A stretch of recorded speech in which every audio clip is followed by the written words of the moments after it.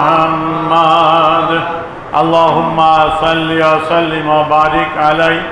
উপস্থিত আমার সম্মানিত মুসলিয়ানে কেরাম, আসসালামু আলাইকুম ওয়া রাহমাতুল্লাহি ওয়া বারাকাতুহু।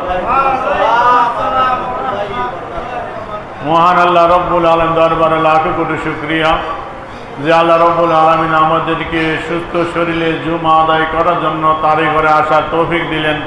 সেজন্য সকলে বলি আলহামদুলিল্লাহ।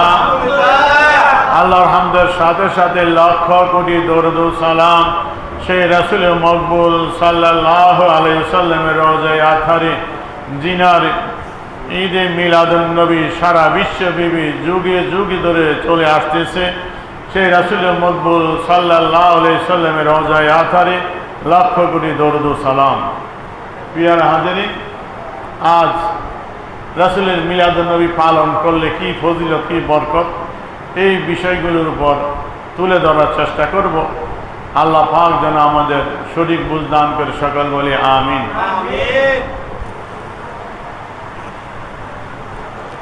বিশ্ববিখ্যাত মুহাদ্দিস শাইখুল ইসলাম আল্লামা শিহাবুদ্দিন আহমদ ইবনে মুহাম্মদ ইবনে আলী ইবনে হাজার আল হাইতামি আল মক্কি আল মিসরি আশ-শাফি রাহমাতুল্লাহ আলাইহি লিখিত কিতাব আন-নি'মাতুল কুবরা আল আলাম। এই কিতাবটা হলো ফতুহায়ে হাদিসিয়া, তারই লিখিত কিতাব। এই কিতাবের সাথে সংযোজন করে দেওয়া হয়েছে।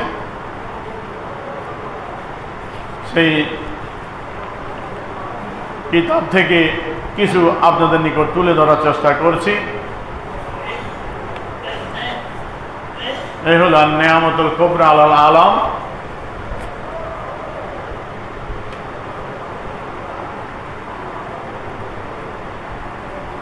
এই কিতাবের ভিতরে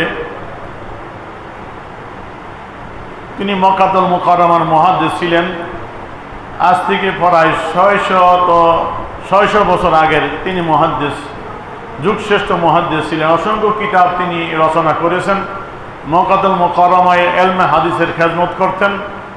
সেই ইমাম ইবনে হাজার হাইতামি আশ-শাফি রাহমাতুল্লাহ আলাইহি কিতাব আন-নি'মাতুল কুবরা আল আলাম, সেখানে তিনি অনেকগুলো সাহাবায়ে কেরাম থেকে খোলাফায়ে রাশিদিনের এবং প্রখ্যাত তাবিঈগণ কি বলছেন সেই কথাগুলো সিয় সনদে এখানে বর্ণনা করেছেন। কিতাব দীর্ঘ হওয়ার যাতে না হয় এই জন্য তিনি সনদটা এখানে উল্লেখ করেননি। তিনি হাদিসের মূল মথন যেটি